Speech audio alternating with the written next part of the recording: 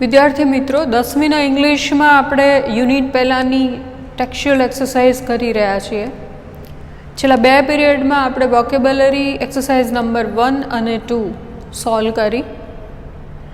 હવે number 3 to 6 exercise છે એ મેં તમને હોમવર્કમાં આપી છે, એ તમે સોલ્વ કરો છો.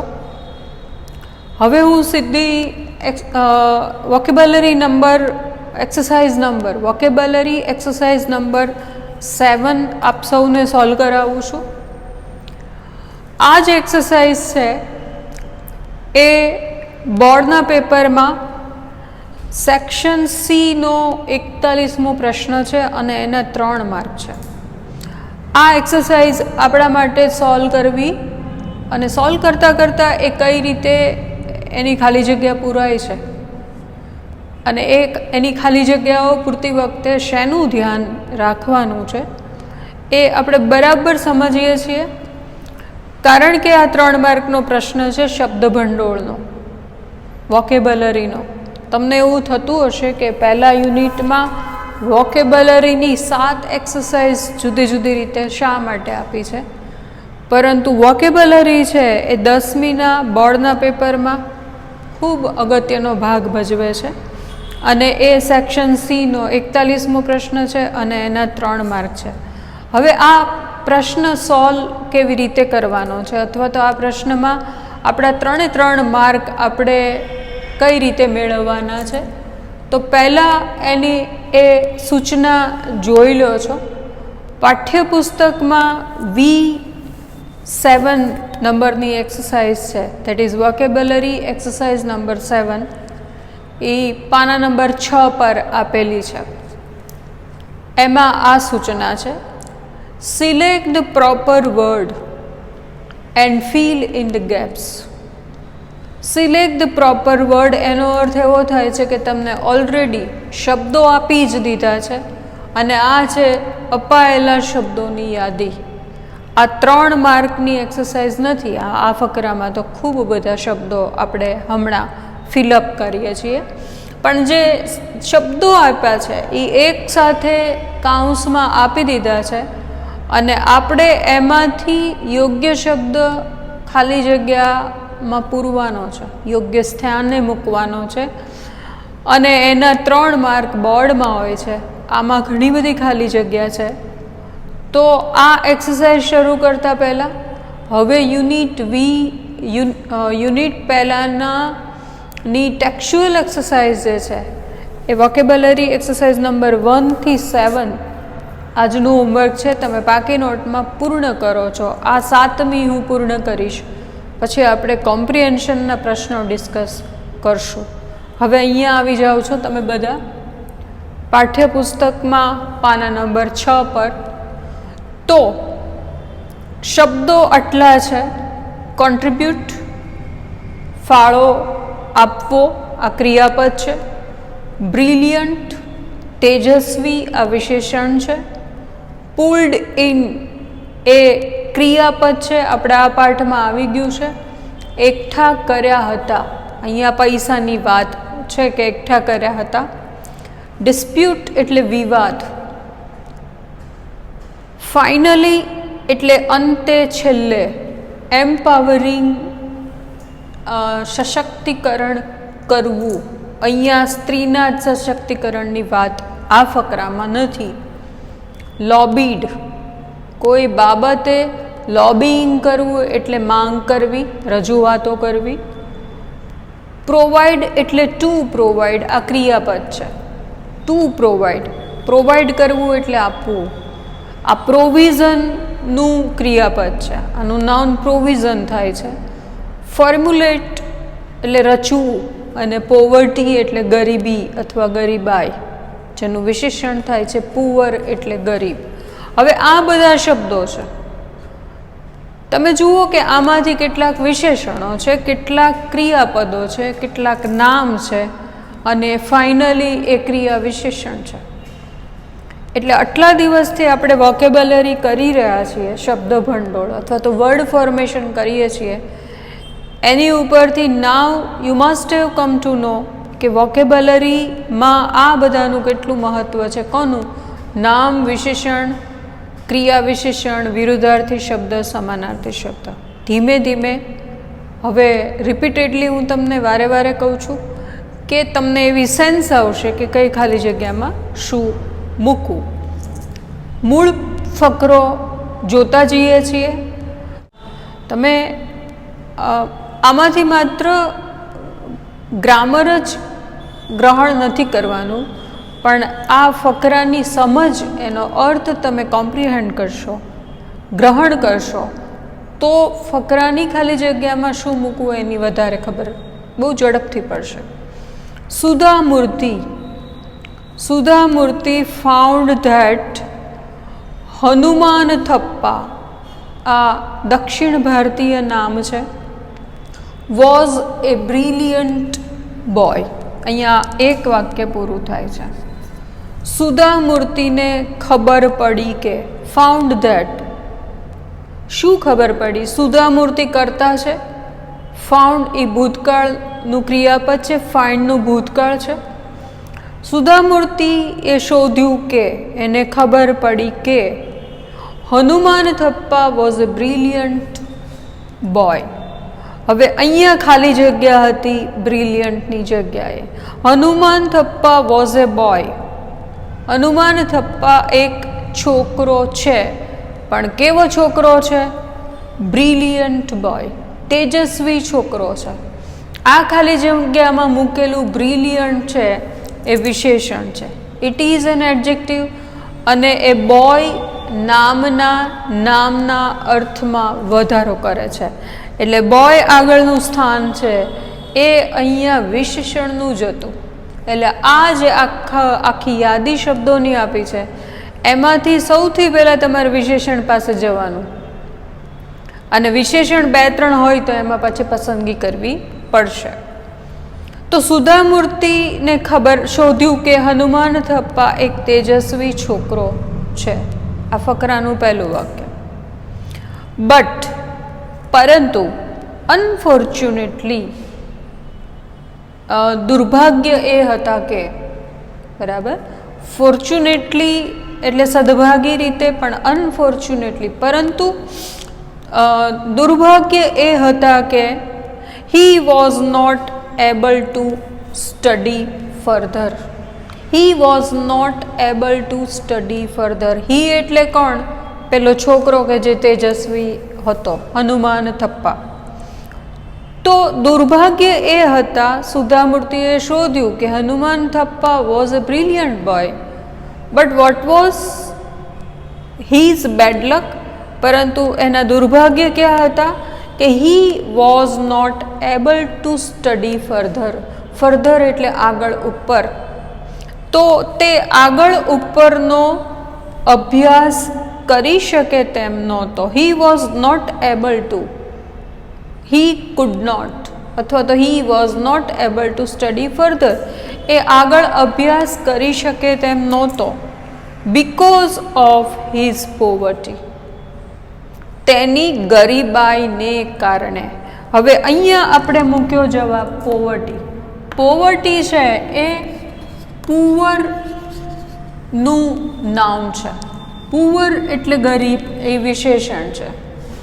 My friend is poor. તો પુઅર એ વિશેષણ છે, અને એનું પોવર્ટી એટલે ગરીબી, ગરીબાઈ છે, એ એનું નાઉન છે. Because of his poverty, because of Hanuman Thappa's poverty. તો હવે અહીંયા જુઓ કે બીકોઝ ઓફ શબ્દ સમૂહ છે, જેનો અર્થ થાય છે ને કારણે. તો હનુમાન થપ્પા આગળ ઉપરનો અભ્યાસ કરી શકે તેમ નહોતો. કોના કારણે? What was the reason? Because of his poverty, તેની ગરીબાઈને લીધે. અહીંયા વાક્ય પૂર્ણ થાય છે. આ ખાલી જગ્યામાં આપણે મૂક્યું પોવર્ટી, જેનો અર્થ થાય છે ગરીબી. She wanted to contribute in his study. She wanted to contribute. She એટલે કોણ? સુધા મૂર્તિ. ફકરો સુધા મૂર્તિથી જ શરૂ થયો છે. તો she wanted to contribute to his study. હવે આ ખાલી જગ્યામાં આપણે મૂક્યું contribute. તેણી તેના અભ્યાસમાં પૈસાનો ફાળો આપવા માગતા હતા. કોણ? સુધામૂર્તિ.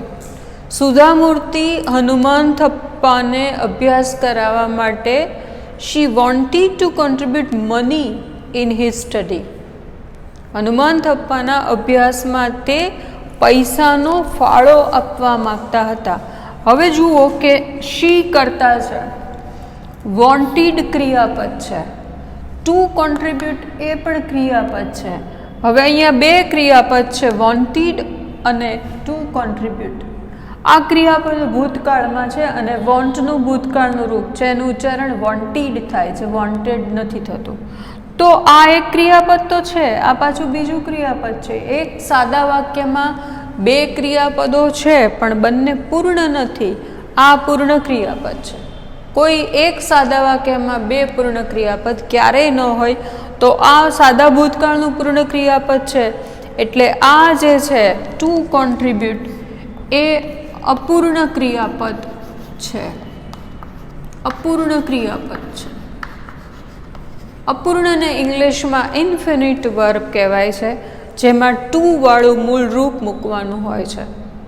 તો આ ટુ વાળું મૂળ રૂપ છે કે she wanted to contribute in his study. એ ઈચ્છતા હતા કે એ હનુમાન થપ્પાના અભ્યાસમાં પૈસાનો ફાળો આપે. ત્યાં આપણે મૂક્યું ક્રિયાપદ. she talked about his issue in her staff. she talked about એટલે ના વિશે, his issue, his એટલે હનુમાન થપ્પાનો જે આ ઇસ્યુ હતો. ઇસ્યુ એટલે શું ઇસ્યુ હતો? કે હનુમાન થપ્પા એક તેજસ્વી છોકરો હતો, પરંતુ એટલો બધો ગરીબ હતો કે એ ભણી શકે તેમ નહોતો. એટલે હનુમાન થપ્પાના આ ઇસ્યુની વાત તેણે સુધામૂર્તિએ એના સ્ટાફમાં કરી. આ ખાલી જગ્યામાં આપણે ઇસ્યુ મૂક્યો. તો she talked about his issue in her staff and they, આ છે and they. આ they કોણ?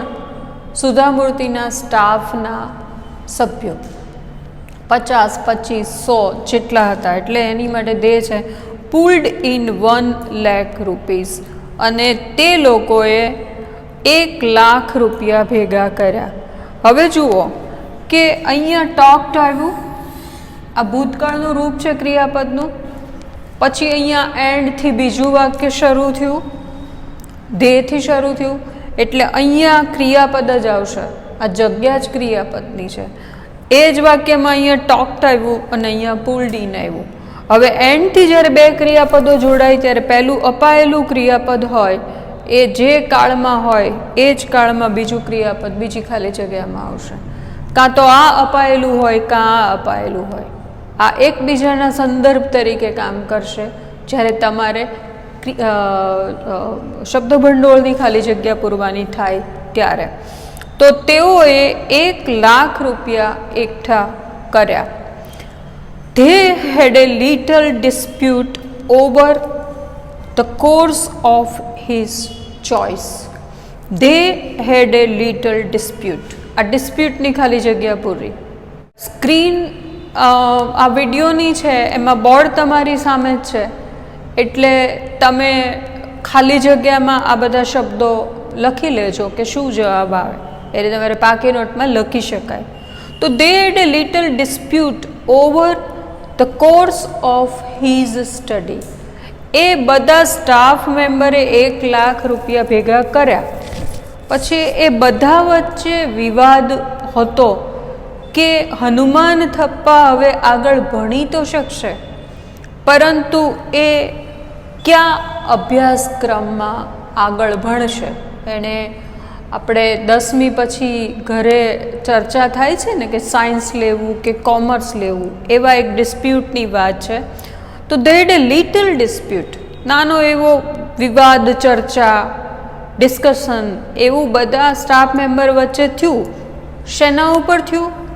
Course of his choice, Hanuman થપ્પાની પસંદગીનો અભ્યાસક્રમ કયો છે અથવા તો એ કયા અભ્યાસક્રમમાં જાય તો એને આગળ ઉપર કારકિર્દી બનાવવામાં સારું પડે. તો દે હેડ એ લિટલ ડિસ્પ્યુટ. અહીંયા જે ડિસ્પ્યુટ મૂક્યું છે એ નાઉન છે, આ સ્થાન નાઉનનું છે. ફાઇનલી અંતે ધ ઇશ્યુ વોઝ રિઝોલ્વડ. આ રિઝોલ્વ જુઓ, વોઝ રિઝોલ્વડ. આ પેસિવ રચના છે, આ ખાલી જગ્યા નથી, પણ આ રચના પેસિવ છે. Finally the issue was resolved. અંતે આ વિવાદ અને ચર્ચા છે એનો ઉપાય મળી ગયો. બરાબર, વોઝ રીસોલ્વડ, એનું સોલ્યુશન મળી ગયું by empowering a senior colleague to take decision. કેવી રીતે મળી ગયો?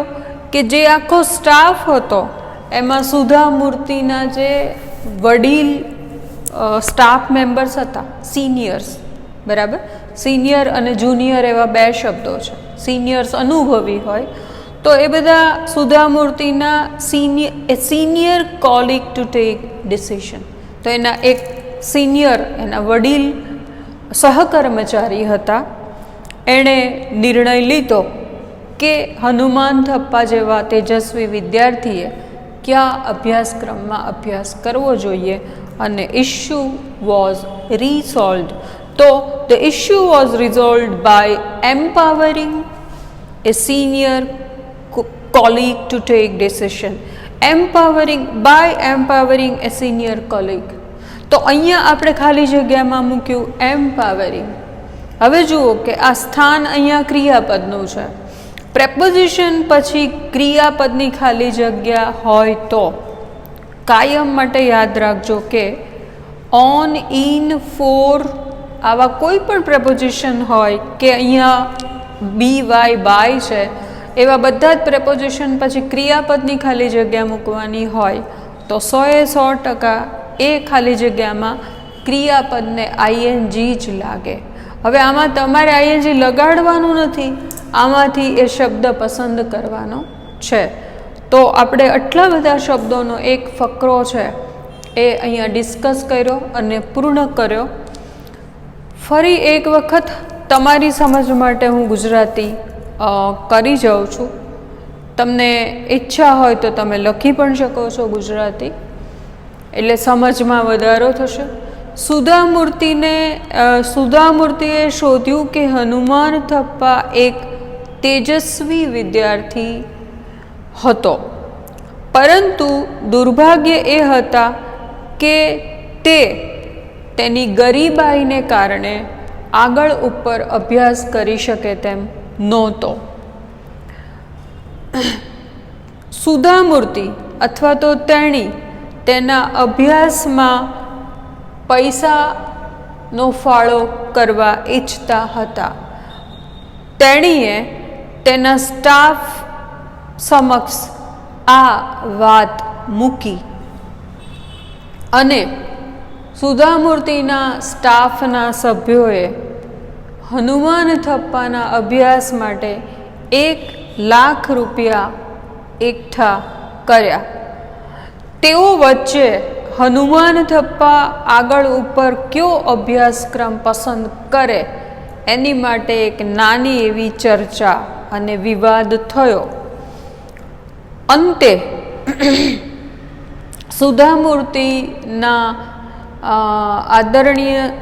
મૂર્તિના સ્ટાફના એક અનુભવી સહકર્મચારીએ નિર્ણય લીધો કે હનુમાન થપ્પા કયા અભ્યાસક્રમમાં જાય અને ઇશ્યુ છે એનો ઉપાય મળી ગયો. ધીસ ઇઝ ધ પેરેગ્રાફ જે આપણે એક આખો સોલ્વ કર્યો. આવા પેરેગ્રાફ 10મા ધોરણ સાથે જોડાયેલા જે બધી એક્સરસાઇઝ છે, જે સ્વાધ્યાય પોથીમાં મળે છે, અપેક્ષિતમાં પણ જોવા મળે છે, એમાં આવા બધા ફકરાઓ છે જે તમે ફુરસદના સમયમાં બેસીને સોલ્વ કરી શકો છો. એની માટે બજારમાં મળતું જે કોમર્શિયલ મટીરિયલ છે એમાં તમે સેક્શન સીમાં 41મો પ્રશ્ન શોધી અને એક વીકમાં આવા 3-4 તમે ફકરાઓ સોલ્વ કરતા જશો એમ તમને આ ફકરાઓ પૂરવાની એક સમજ આવી જશે.